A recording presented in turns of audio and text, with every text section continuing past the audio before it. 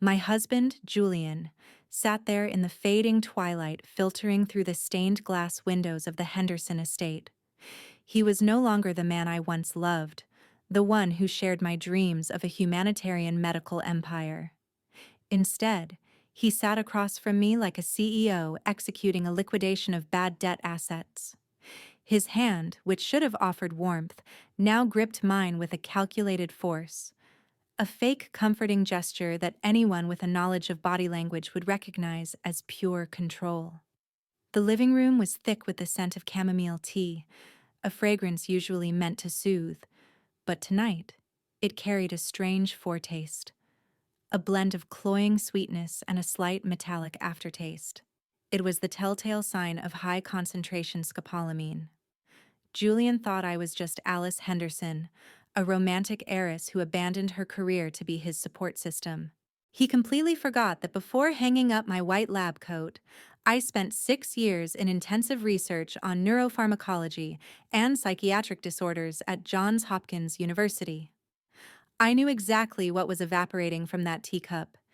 It was a fraudster's drug capable of turning a sane person into a will-less puppet within 20 minutes of absorption. Seated to his left was Vivienne, my mother-in-law, putting on an Oscar-winning performance of grief. She clutched a lace handkerchief, dabbing at dry eyes while incessantly mumbling fake prayers. Opposite her was Dr. Sterling, a man in a cheap gray suit trying too hard to look aristocratic, flipping through the forged lab results they had painstakingly manufactured. "Alice, your breathing is shallow. Your heart rate seems to be climbing," Julian whispered, his voice carrying a surreal cadence as if he were trying to hypnotize me. "You talked about seeing your grandfather in the hallway last night. You were screaming about non-existent figures in the ledgers. You're suffering a severe mental breakdown after the funeral, sweetheart."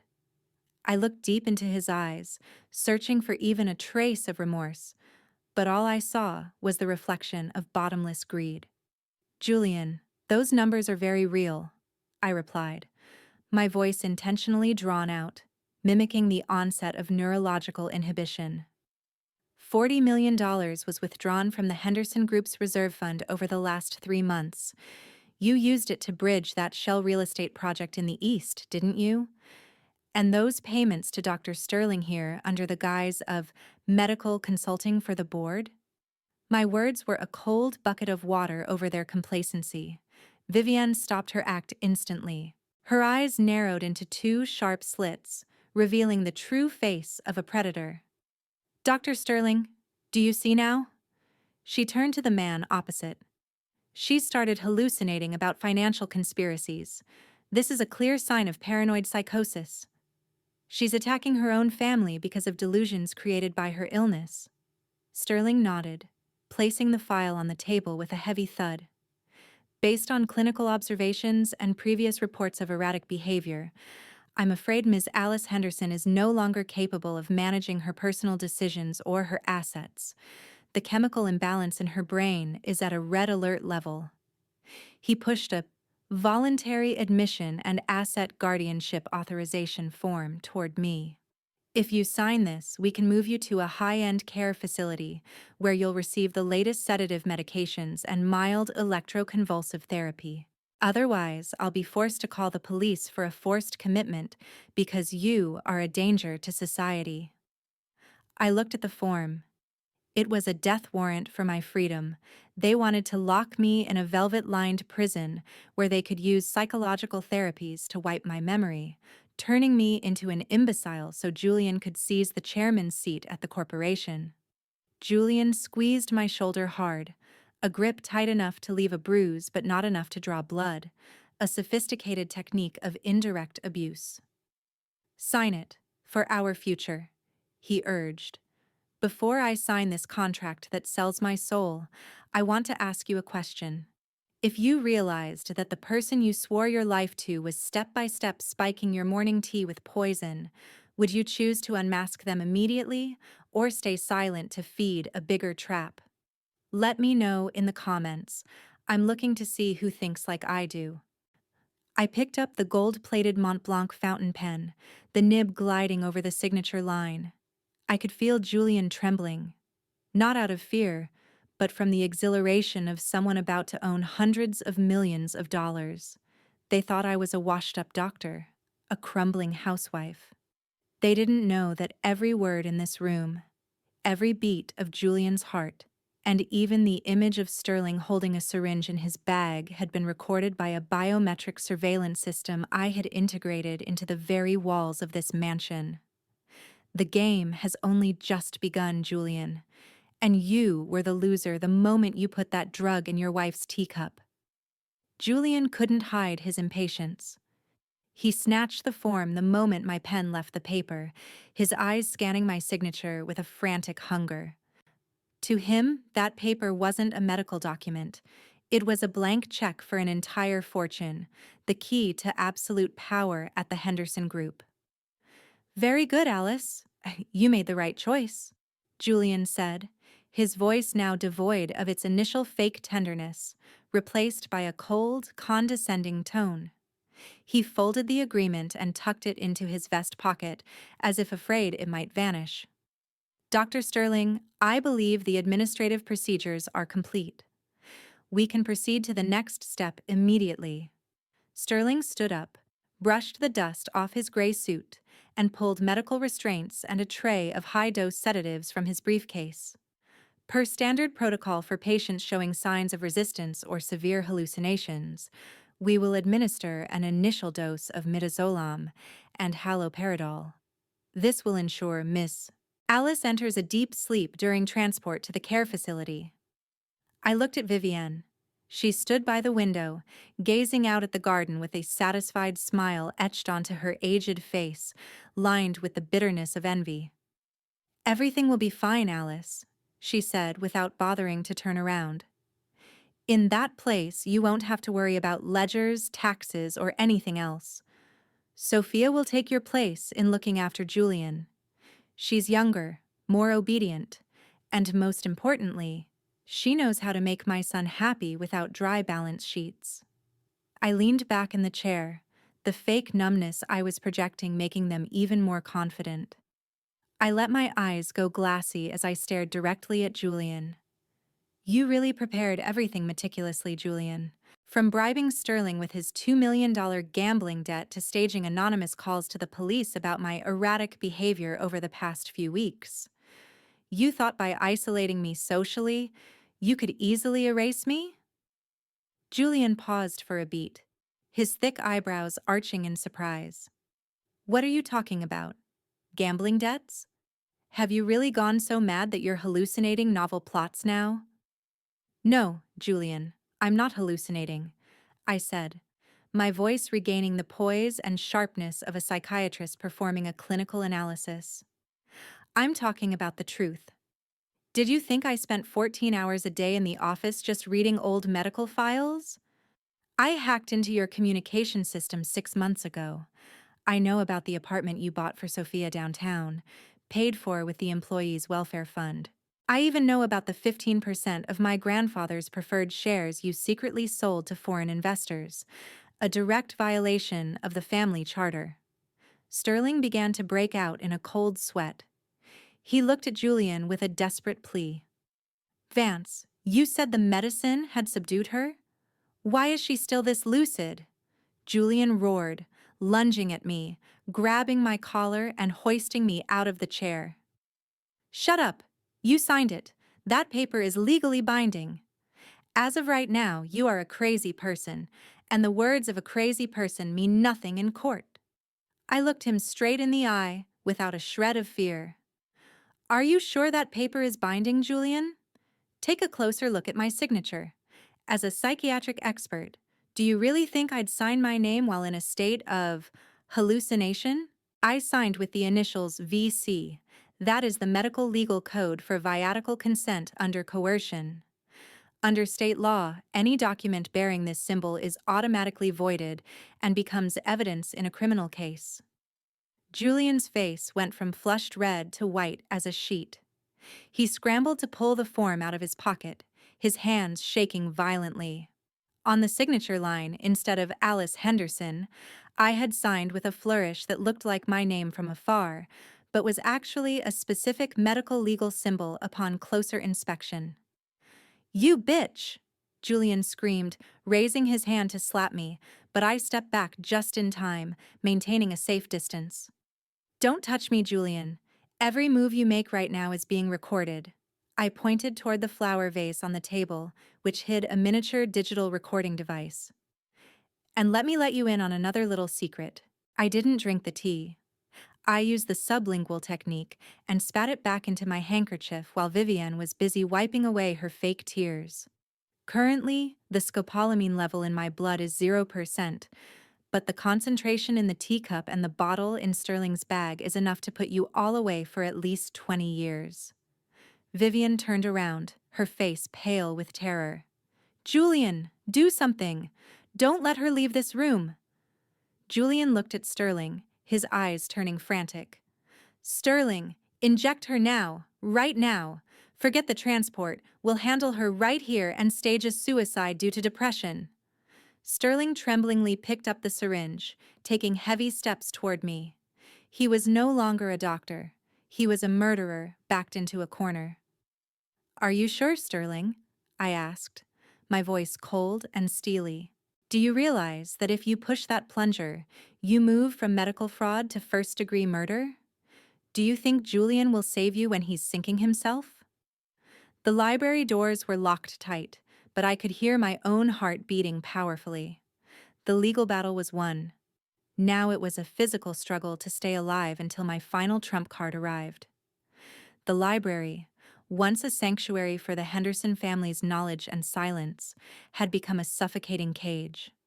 Julian had lost the cool composure of a successful startup CEO. He ripped off his expensive silk tie, his face contorted with a mixture of humiliation and primal fear. He glared at Sterling, who held the syringe with hands so shaky the liquid inside was bubbling. "What are you waiting for?" Julian roared, his voice echoing among the towering oak bookshelves. "Inject her. Once she's out, I'll handle the rest. I'll burn those files. I'll buy out that lab. But she needs to shut up right now." Sterling stepped forward, his eyes clouded with dread. He knew he was in too deep. To him, this was no longer a simple asset grab. It was an escape from a life sentence. He lunged at me with dangerous desperation. I backed away, my hand fumbling over the marble tabletop, searching for anything to use as a weapon. But Julian was faster. With his long reach and the physique of a man who frequented expensive gyms, he circled behind me, locking my throat in an arm as solid as steel. "Let's see how sharp you are when this drug hits your bloodstream, Alice," Julian hissed through gritted teeth. His breath, hot and filled with murderous intent, fanned against my neck. "You think you're smart? You think you can use that doctor title to lecture me? You're just a puppet your grandfather left behind to guard this money until a real man came to take it. And that man is me." I struggled, my fingernails clawing at his arm, but the pressure on my throat began to cut off my oxygen. My vision blurred from localized cerebral ischemia. Vivienne stood there, arms crossed, watching the abuse with a chilling indifference that made my skin crawl. She even leaned down to pick up the scraps of the authorization form, looking at them like trash that needed clearing. "Make it quick, Julian. Don't get blood on the Persian rug, it's hard to wash."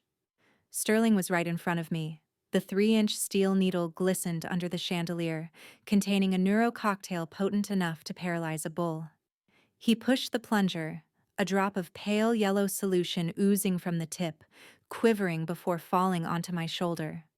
"Don't, Julian," I managed to choke out through my compressed trachea.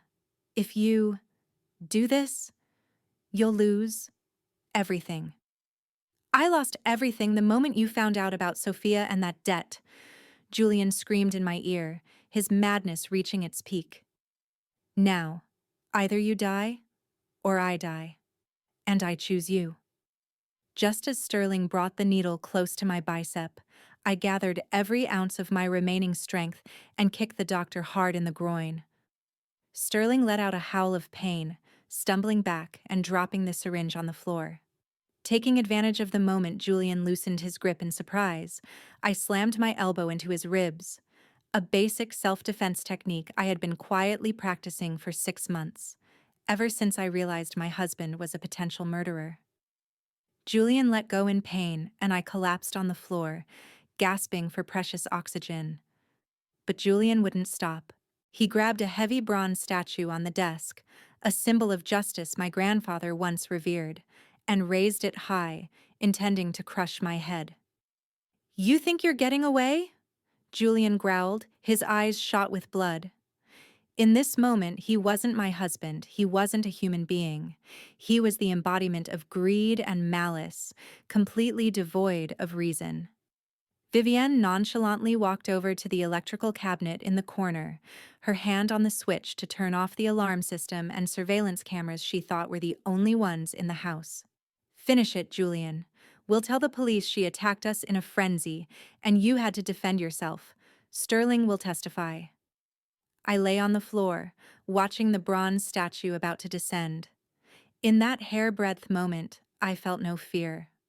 I felt only contempt for those digging their own graves with their arrogance. Julian didn't know that the system Vivian just shut off was a decoy system I installed to mislead them. 3. I counted down in my head, my hand secretly pressing the emergency button on my ring, the wedding ring Julian gave me, now the trigger for his downfall. 2. Julian swung the statue down, a heavy blow intended to kill. 1. A dull explosion echoed from the mansion's main gate, followed by the sound of shattering glass in the hallway. Sirens tore through the stillness of the high-end neighborhood. But before the police could burst in, I saw Julian's face. A transformation from murderer to defeated man in an instant, as he realized that sound wasn't thunder, but the shackles of destiny. The bronze statue stopped midair just centimeters from my forehead. Its weight trembled in Julian's hands, not because of a sudden change of heart, but because the sound of reality collapsing outside those doors had paralyzed his nervous system. The thundering of tactical boots on the hardwood hallway, the sharp commands, and the blue and red lights flickering through the cracks in the door turned the library from an execution chamber into a mousetrap with no exit. The door was kicked open with immense force. A SWAT team along with Inspector Miller burst in, weapons leveled at Julian. "Drop the weapon! Hands on your head!" The booming command sent Vivian collapsing into a chair, while Sterling dropped his briefcase, shattering his medical tools and the poison vials, the pale yellow liquid spreading like a stain on his honor. I slowly stood up, my breathing still heavy, my throat aching from the chokehold. I looked at Julian, who was being pinned to the marble tabletop by 2 officers, the very table he sat at just minutes ago to judge my life. "It's over, Julian," I said, my voice no longer feigning weakness, but carrying the weight of a final verdict. "Do you want to know why the police arrived exactly at this moment? Did you think you had disabled all the cameras and recorders?" I took off my wedding ring and placed it on the table right before his eyes. Under the police flashlights, a tiny red dot on the diamond face was still blinking. "This isn't just expensive jewelry you gave me to show off to the press. This is a biometric transmitter with an integrated directional microphone. The moment my heart rate spiked past normal and I pressed the hidden trigger, our entire conversation, your confession about the poison and the plot to stage the scene, was transmitted over an encrypted channel directly to Inspector Miller's office." Julian hissed through his teeth, his face distorted with hatred. "How long have you been planning this? You venomous snake!" "Since the day I saw you look at my grandfather's asset list with the eyes of a starving man, Julian," I replied, my gaze as cold as ice. "Did you think I didn't know about your $50 million debt from crypto gambling? You mortgaged things that didn't even belong to you. But that's not all." I signaled to Inspector Miller. He opened a briefcase and pulled out a stack of arrest warrants and asset seizure orders.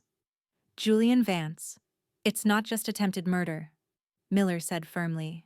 We have enough evidence of your conspiracy with Sterling to forge medical records for at least 5 other heiresses in the last 2 years to seize their trust funds. You're not just a fraud, you're the head of an organized crime ring masquerading as a medical practice. Vivian shrieked.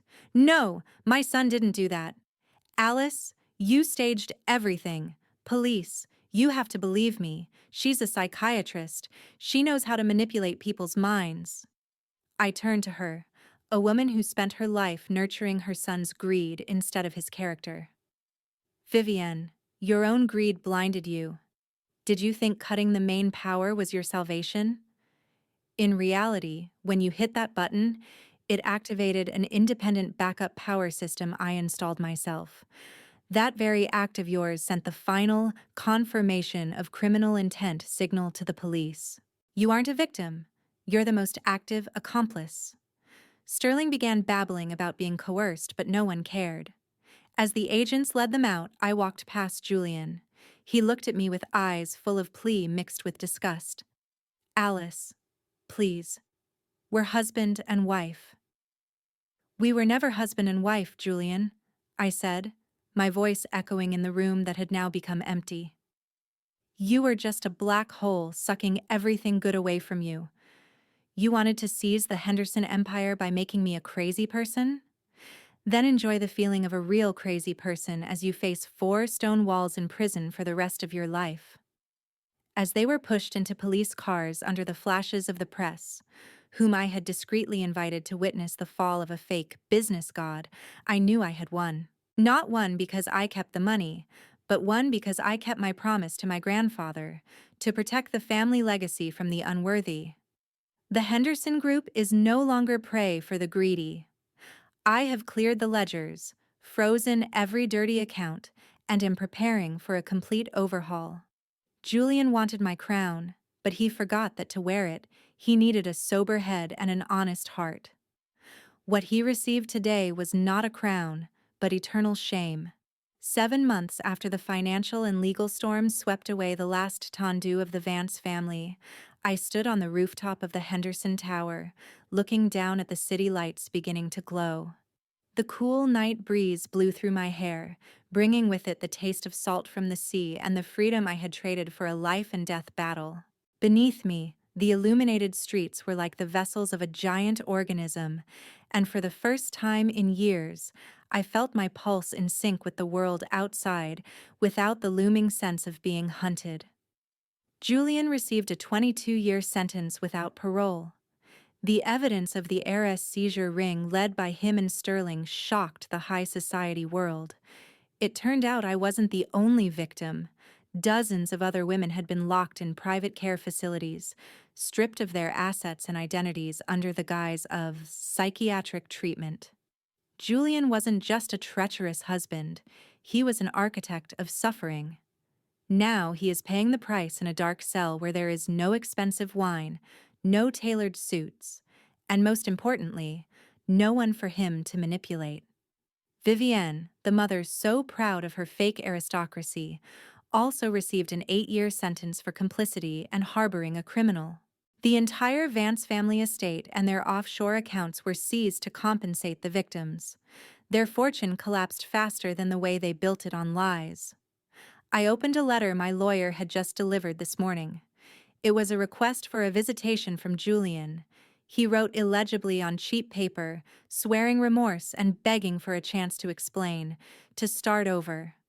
I looked at those lines, feeling absolute emptiness. There was no anger, nor sadness. I realized that the most bitter revenge isn't killing your enemy, but becoming completely indifferent to their existence. I dropped the letter into the trash can on the roof, letting the wind carry away the final remnants of a mistaken past. The Henderson Group has been reborn.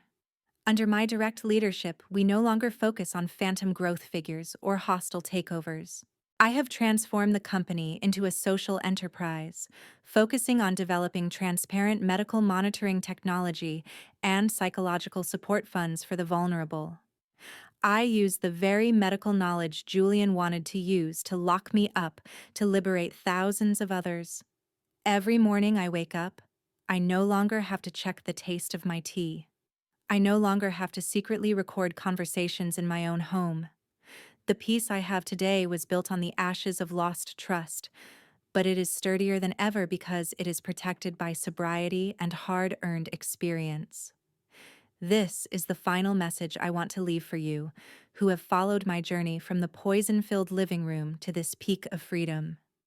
Kindness without vigilance is just foolishness. Never allow anyone, even the person you share a bed with, to convince you that you aren't good enough, alert enough, or qualified enough to hold the reins of your own destiny. When they try to stifle your voice, use that very silence to build a fortress. If this story helped you recognize the shadows in your own life and gave you the courage to light the way, hit subscribe to join me. Your support is the motivation for me to continue exposing plots and sharing the most practical survival strategies. Share this story with those who need it, because sometimes a timely warning can save a whole life. I turned back into the office, the desk lamp casting a warm glow. On the desk was a photo of my grandfather, the only one who believed in me unconditionally. I picked up my pen, not to sign a verdict, but to sign the plan for a future where transparency and justice always lead the way. Losing a husband isn't losing everything. It is the excision of a malignant tumor so the body can live again. And believe me, no expensive perfume smells as sweet as the scent of freedom and restored self-respect.